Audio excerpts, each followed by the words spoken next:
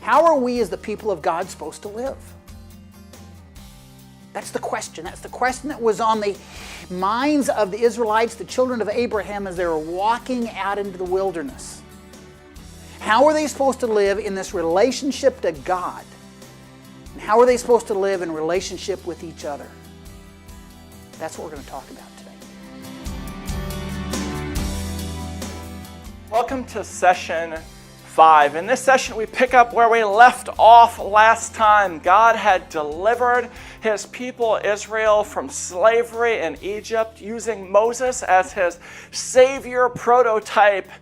God leads them out through the waters of the Red Sea where the waves collapse, crushing the Egyptians and proving that nothing, not even the most powerful man or most powerful nation or most powerful military could stand against God's desires for his people. From there, we see God leading his people, Israel, out into the desert. And he does some pretty cool stuff. They grumble against God that they don't have anything to eat, and God provides bread from heaven. They grumble that they don't have anything to drink, and God provides water from a rock. God leads them not only out into the desert, but to Mount Sinai, his holy mountain, and preps them that there's to do a few things. And at the conclusion, God comes down on the top of the mountain, and then God summons Moses to come up. All of God's people were congregated at the base of the mountain. God was on top of the mountain, and God requests that Moses come up to join him. That happens in Exodus chapter 19, and then in Exodus chapter 20, we hear God's direction for Moses. See, God is going to teach Moses what it means to live according to his will. He's going to set forth for Moses, now that he has claimed and redeemed, set free his people, he is going to teach them what it means to live in the world according to the way he has made the world to function. He teaches them a whole variety of things, but we know most clearly the summary of his teaching that God gives to Moses in the form of the 10 Commandments. In Exodus chapter 20, God is going to say to Moses, in order for him to say to the people Israel, I am the Lord your God who brought you out of the land of Egypt, out of the house of slavery. You shall have no other gods before me. You shall not make for yourself a carved image, and on and on and on with the 10 Commandments. These 10 things that God tells his people are hardwired into creation. That if they want to exist well according to his will and according to the way that he made things to work, they should observe these 10 Commandments. But I want you to pay special attention here in the opening words of Exodus chapter 20. Because God doesn't just say, hey, what's up? Here's a bunch of stuff you should follow. No, God starts this command to Moses and thus to his people Israel by reminding them of who he is. He says, I am the Lord your God. A little side note here. Whenever you see Lord in the Bible and it's comprised of all capital letters, capital L, capital O, capital R, capital D, that's actually God's name, Yahweh.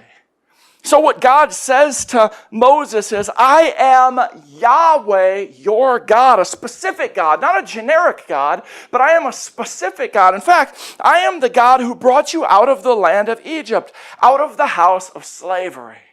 Remember me? I'm the God who did all that cool stuff for you, who has already demonstrated my incredible care for you and my power in demonstrating that care for you. That's the God I am, the God who has done all of that for you already, who has made everything that you know and who's worthy of listening to.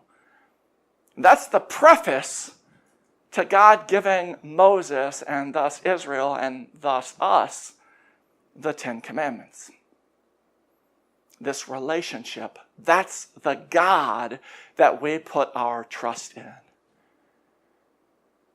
See, the 10 Commandments are often thought of as this limiting list, this don't do list, this authoritative thing that is supposed to keep us from having fun and enjoying creation. But in fact, In fact, it's the exact opposite.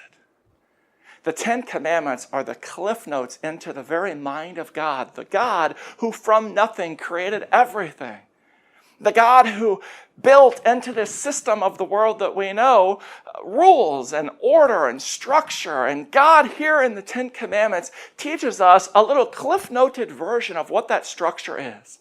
You want to function well in creation? Do these things. Start by not having any gods before me. Remember that I am the God, Yahweh, who brought you out of slavery in Egypt. Remember that I am the God who breathed everything into creation. Remember that I am the God who walked with Adam and Eve in the garden. Remember that I am the God who made a promise to Abram. Remember that I am God who made everything. And thus, if you really want to exist well in creation, follow these things. The Ten Commandments aren't a list of don'ts, they're a list of do's. They're a list of things that if we observe them, we sync our life to the life of God, to the way God made everything to work.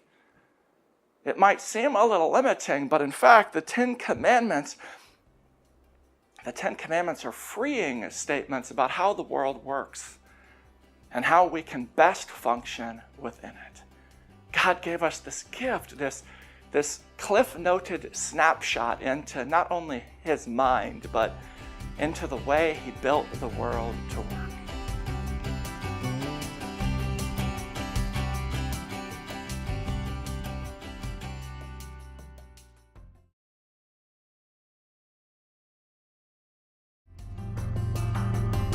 Today we're talking about the Ten Commandments. You're going to be able to explore each commandment and its meaning as Martin Luther wrote it in the Small Catechism.